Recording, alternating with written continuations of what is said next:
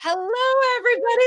Who I have here? Whoops, I got to point this way. It's Houston Kraft. The Houston Kraft is with me today. How are you? Oh, it's such a joy. What a nice little intro video. We got piano, we got smiles. I'm ready. Okay, good. Me too. And I am happy to hear you're ready because you, my friend, should not even be standing upright right now, I don't think. You have a book coming out tomorrow.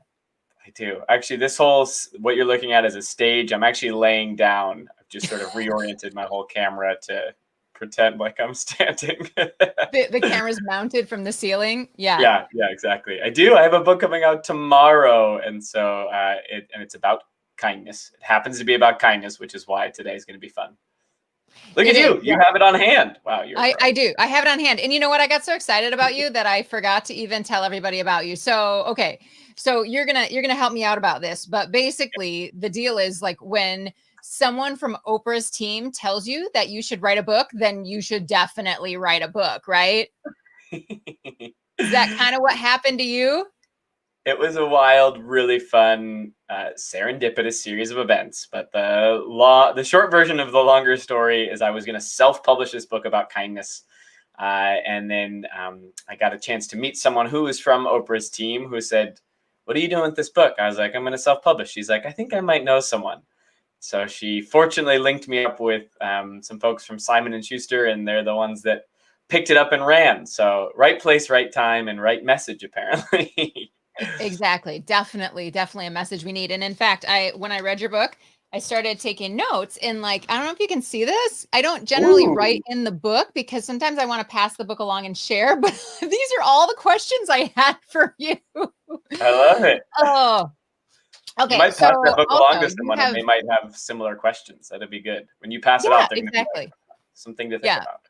It's just stuff that I thought was just so interesting. But I also think it's really interesting that you've spoken at more than 600 schools. You have this Character Strong program that you developed. And so everything in this book has come from either your own sort of thoughts and research or your personal life, which you just share so authentically and sometimes heartbreakingly. And I just Mm, want to say thank you for that before anything else. Like, you've dedicated your life to kindness. You tell us when you've gotten it wrong, and I'm thankful for you. hmm. Thank you. Yeah, I guess we're like, when you start to get 10 years in, you start to be like, maybe I'm really committing my life to this thing. I don't know when you hit the threshold of like life dedication, but I'm en route, I suppose. Yeah, yeah. I started in 2011, and I think it was about 3 or 4 years ago that I thought, should I just quit? And then I realized I can't quit. Like Yeah. it becomes your identity. It's like who I am. I care about it so deeply that I can't I can't let it go. And I know that you're the same way. Yeah. So, the first thing I want to talk about, because this struck me right away, was you saying, I wish people would stop talking about kindness as confetti.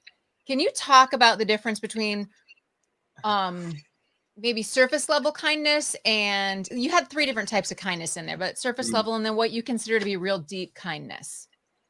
Yeah, I know. I feel like I break people's hearts with this concept because people, I think, have a really honest, authentic desire for more kindness in the world. And so, well intentioned, we share things, posts or posters or quotes. And having worked in lots of schools, I get a chance to see a lot of those motivational type posters that talk about kindness. And maybe you've heard, sprinkle that stuff everywhere. It's free. Maybe you've seen the quote, throw kindness around like confetti. And I think what those are asking of us is to be more generous in how we give our kindness. But I think sort of the unintended consequence is it changes the way that we think about kindness because we're assigning or we're um, saying that kindness is free. And I hear that all the time, like, we should just be more kind. It's free. And I think that's actually a damaging narrative to the type of kindness the world needs. Because as humans, we have this weird thing when we think about something as free, we don't assign value or allocate resources to improve that thing in our life. You wouldn't say, hey, like getting stronger at the gym doesn't cost you anything, right? Like it costs you time and discipline and energy. A healthy lifestyle costs us something. Success in our life costs us something. And I think kindness is the same way. And so in the book, I try to distinguish between what I call confetti kindness. Well, I actually offer a first level, which is common kindness. Like that's just politeness, just like Yeah, pleases yeah, and thank just do yous. that, right? Yeah, we can start there. Manners, I suppose. Yeah. Confetti kindness are the things that I think we see most often. And I try to qualify in the book. They're not bad things, right? They certainly aren't inherently bad. They give us hope because when someone pays for me in the coffee line, like what a lovely momentary feeling. But the suggestion of the book is that day maker doesn't always translate to the sort of really uncomfortable, messy sort of kindness that I think the world needs us to engage in right now, which I call deep kindness. And I talk about deep kindness as something that requires discipline over time, requires sacrifice of time, of energy, of effort.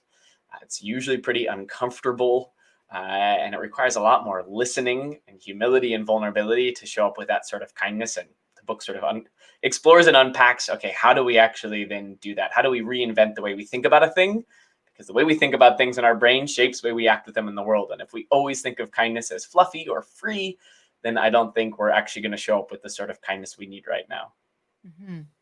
I've had people ask me though, like, does kindness start in a simple action first, or does it start in your brain first as a thought pattern? And what's your take on that? Yeah, well, awareness is going to be one of the first things that shapes a lot of things that we do. So maybe there's a distinction between uh, idea or intention and awareness, because I think we do have to cultivate a sense of looking even for opportunities for kindness. And in the book, I try to unpack some ways to think about the ways that we think about kindness. It's a chapter called the Chipotle chicken pastas, and I use the example of the Cheesecake Factory, which has such a big menu that it's overwhelming for us as people to make a choice. And I think the same thing is true when we're like, hey, we need to practice more kindness. That's such a massive idea. And so what if we had some frameworks in our brain to think about how we're offering that kindness? So I really believe that specificity with kindness is important. Specificity is going to drive action and it's going to drive meaning.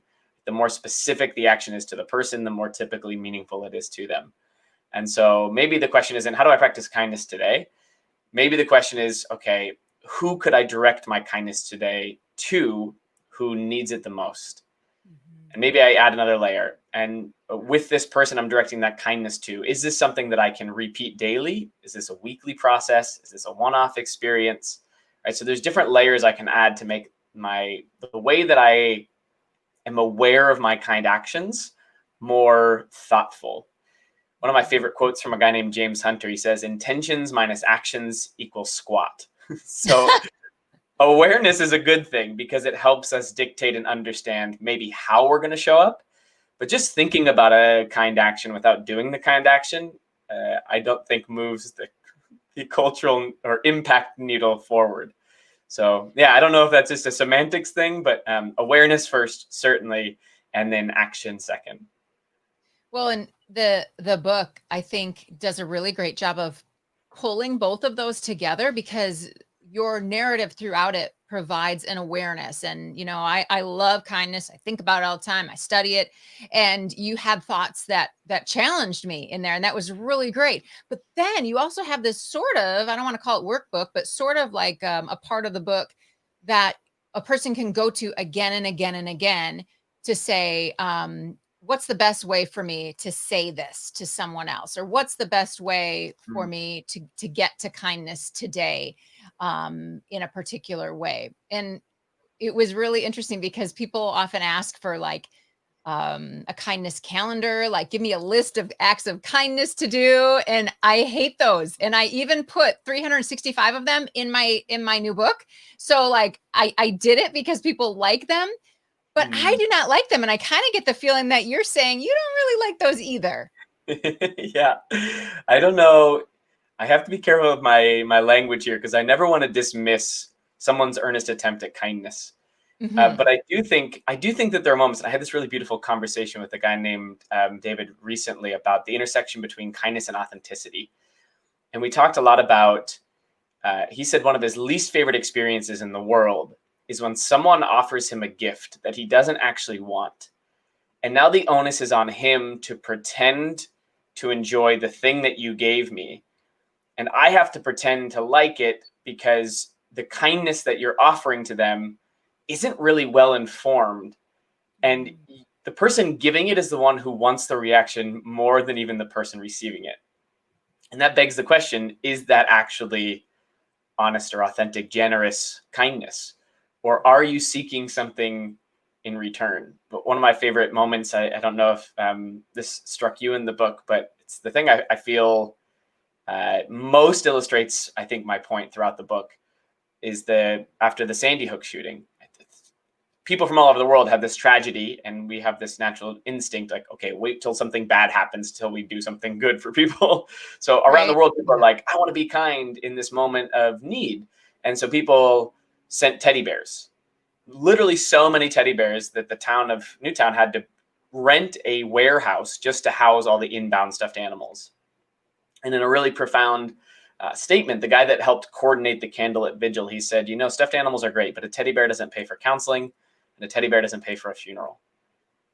And that quote to me is so powerful because it reminds me that kindness without empathy, right? Kindness without understanding or listening or even asking what people need usually benefits me more than the person I'm giving that kindness to.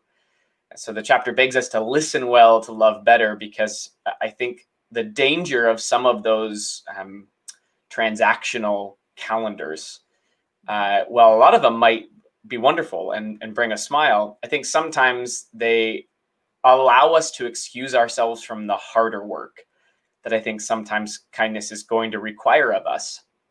And I even offer, 30 days of kindness in mine, with the qualifier that I want you to use these specific actions to think about, how do I take this and build it into the framework or the awareness of how I think about kindness? And then B, how do we take this and then incorporate it into our habits? I talk a lot about how 45% of our day, that's the data would tell us, nearly 50% of our life is habitual. Like these little micro moments, these micro habits that we build up over time. And I say, if we can get thoughtful about taking 45% of our habitual life and just add 1% designed to be more kind, that 1% shift over time is going to always be more impactful than the one-off calendar event that we do. So how do we make it a part of who we are instead of just a one-off thing that we're doing? Which isn't to say that those one-off things are negative or bad, but there is a danger associated with them if we do them without paying close attention. Mm-hmm. Yeah, and I find that when people ask me for the calendar or ideas like that, some of those ideas are great. Sure, send flowers or whatever. And I do love that. However, I always feel like it's more fun to do kindness in the moment. So you're walking through the airport and you see a woman struggling with her kids and the stroller and the bags and the whatever, or you just say, can I watch your bags while you go to the bathroom for a minute? What do you need? And I feel like those are the ones that really fill my cup. What about you? What fills your cup? Yeah, I think the intersection of where my capacity, my capability, what I've worked to prepare myself for, when that meets an opportunity to meet a need, that's where it feels most satisfying. And I frame it like that because I think so often, and the book spends a lot of time unpacking this question, what gets in our way? Because I think there are lots of those moments, like you described, Nicole, where we see these needs, and we won't stop to help. And my empathy statement towards the world is, I don't know if we always have the tools. I don't always know if we have the skills, the competencies to allow us to show up in those moments of need when they happen. Or I don't know if we're aware of the fears that are preventing us from doing those things. Or we live in a culture that is always making us busy and overwhelmed and stressed. And there's a lot of things that I think when we think about kindness as free or simple, I think we dismiss the far side of that, which is to say, kindness is actually one of the more complicated behaviors we can demonstrate as humans. It requires us to forego potentially some of the things that we're navigating or feeling in the moment. It requires us to show up in courage, to move past some of the discomfort, which is naturally associated with helping people, especially in moments where it's uncomfortable or awkward, or they might reject us, or we could fail, and then I think there's a whole lot of in education, we call them social and emotional skills. Those things like empathy or perspective taking or emotional regulation that allow us to communicate in kindness when we most need it. So I talk about kindness as this behavior that's really predicated on a lot of things that live beneath it. So I think there's opportunities for us to lift those 5-pound weights, those small, fun moments, that when we do those consistently over time, it prepares us for those 100-pound actions, those moments when someone really needs someone, something really tragic has happened, when you have an opportunity to comfort someone in a moment of need. I think kindness is most satisfying to me when I realize that all the work I've done in the background comes rushing to the foreground in a moment of profound service. I call that leaning in, just to be able to lean in, but it does take some serious courage. And you got to be brave. You got to be brave. I have another question for you, but first I want to say hello. Sandy says hi. I believe Sandy's in Wisconsin. So she's saying hello to you today. And Lisa Hunter is in Illinois. So hello to Lisa.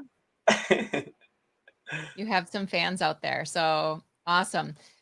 So one of those ways that that you express, are you willing to talk about Helga, or are we sharing that as a secret for the book? Oh, no, I'd be happy to. I'll set the general stage and you can dig deeper in the book. Yeah, that's a great idea, because to me that's one of those opportunities that I had to say to myself, what would I have done? And what will I do in the future now that I know more about deep kindness? So tell us about Helga. Yeah, Helga is this story that has stuck with me for nearly a decade because it's this woman I met on an airplane. I didn't want to have a conversation. I was ready for a nap. And this woman demanded my attention to just ask me questions. And we eventually started talking about kindness because I sort of said that's what I do for work. And By the she way, got time very out. serious. Don't you hate that when you're talking with somebody and you're like annoyed, and then they're like, "What do you do?" and you have to admit that you talk about kindness? I talk about listening in schools. Yeah. It's good accountability. It's very good accountability to It have is. that. Okay, I apologize for interrupting. Carry on. You No, wanted I a know. nap. I Helga you wanted to feel talk. this. You resonate with it. Yeah, I feel like Helga got really serious when I started talking about kindness because she told me a story about how the last time she'd been on an airplane was because she was flying down to see her dad, who she'd found out was headed to the hospital. And as she's literally about to take off on the plane ride to go and visit him, she gets the call that she's lost him. So now she has to sit next to strangers for 3 hours after getting, the worst news that she could imagine. She lands in an airport. She walks off the plane. She recognizes she's not ready to see her dad yet. So she says she just walks up to the nearest wall and falls down and weeps. And the way she described it to me, she goes, Houston, I sat there for 2 hours. If I had to guess, probably 3,000 people were in that airport going to their planes or getting off of them, and not one person stopped. And I think about Helga all the time because it's a story that anytime I reference it, every time I share it, it's self-confrontational, right? It always begs me to ask myself that question: would I have stopped that day? And most of the time, my answer, even to this day, is no. And I have 1,000 excuses. I have 1,000 reasons that come up. When I share it with others, I know it forces them to confront those. And I think as we navigate culture, as we get older, I think we find easy crutches that we rely on when it comes to those moments where we know something could be done, but there's 1,000 outs, right? There's 1,000 reasons why I might not. Oh, I'm sure, someone else is coming to help her, or I probably won't be able to help her, or it'd be awkward or uncomfortable, or maybe she just wants her space, or I have my own thing that I'm going to right now, and there's all those things that come to the surface because we know the discomfort or challenge of sitting with someone in their suffering. And maybe we don't feel competent or prepared or brave enough for that moment. And so myself or 3,000 others walked by her. And I use that as an example of this collective delta I think we're experiencing and have for a long time between what we say is good as a society, as a culture, and what we're actually good at. Right? You ask any of the 3,000 people, do you believe in kindness? They'd be like, yes. And yet 3,000 of them walked by a pretty profound opportunity to practice it. So the book tries to say, like, what's in that gap? Let's explore that gap honestly and thoughtfully. And if we can be honest and reflective on why that gap exists for each of us, we might be able to certainly not perfect it, but over time begin to close it so that we show up in more opportunities as opposed to less. So in the past decade, have there been Helga moments for you where knowing that story and keeping that at the forefront of your mind forced you to stop? Yes. Yes. And I've had some beautiful notes along the way. I share that story often when I work with in-person audiences. And I've had some really beautiful emails come forward over the years, right? Of people will be like, hey, this thing happened. And I thought of Helga. And I said, I have to do something, right? I have to show up. I have to stop. I have to listen. The one that comes to mind to me most immediately was back on an airplane. I've spent a lot of my life on airplanes, traveling to different schools and events, speaking. And I was sitting next to this kid, and you could tell he was probably 18, 17 maybe. And the plane hadn't even taken off yet. And he was like shuffling nervously in his seat. He was breathing heavy. And I looked at him. I said, hey, man, is flying stressful for you? He goes, yeah, I'm pretty nervous about it. I said, would it be helpful to have someone to talk to distract you? And he was like, yeah, I think that would help. And I had a ton of work to do. I was preparing a big new workshop, and I was like trying to work on it. And so I was able to be like, hey, this is what I'm thinking about right now. Do you have any ideas? Like, how might I talk about this thing or this thing? And eventually I actually told him the Helga story. And I learned that he went to a high school in Los Angeles where we were flying from. And I got a note from him maybe 3 weeks later just saying, hey, just wanted to let you know how much that moment meant to me. And I think you're really good at your job because you live what you say you care about. And anytime you get messages like that, right, it's like a reinforcing cycle. Like, all right, the next time I better keep showing up because it's more important than we realize sometimes. Exactly. Showing up, being brave. Thank you for being brave and for sharing deep kindness with the world that comes out tomorrow.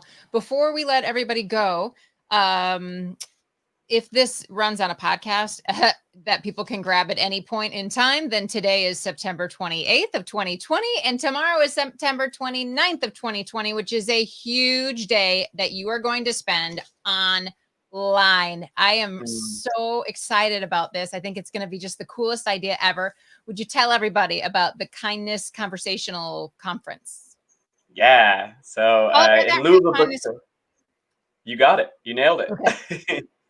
In lieu of a book tour, which is obviously what I was going to be on right now in a normal timeline of the world, but instead I'm doing a 13-hour chat with 30-something different people from all different walks of life and industries and professions, and I'm calling it the Kindness Conversational Conference. The theme is come when you want, take what you need. Every conversation will be 20 minutes thinking about how that person's world and work intersects with the practice of deep kindness. So if you're into that kind of thing, drop by. It'll be fun. Come on, it's kindness. Who isn't into that kind of thing? Come what you want, come when you want, take what you need. Yes. Yes. And cool. You can sign up at deepkindness.com. Okay. Anything else you want to share before we let you go today? Think about how specificity drives meaning and action. Think in your brain right now about someone who might be experiencing loneliness. And think about what is one 5-minute action you could do to make them feel a little bit more connected today. Awesome. I love it. The book is Deep Kindness. There it is. I so appreciate you talking with us today, Houston. You are a rock star. Keep on being you. This is so great. Thank you, Nicole. I have a feeling we could have 12 more of these and enjoy all of them. I know, right? And I would have more questions because I didn't even get to just even a tiny bit of the ones I had in the book, but that's all right. That's all right. I'll give people a hunger to read it. So Thank you so much, Houston. Have a great day. Thanks, Nicole.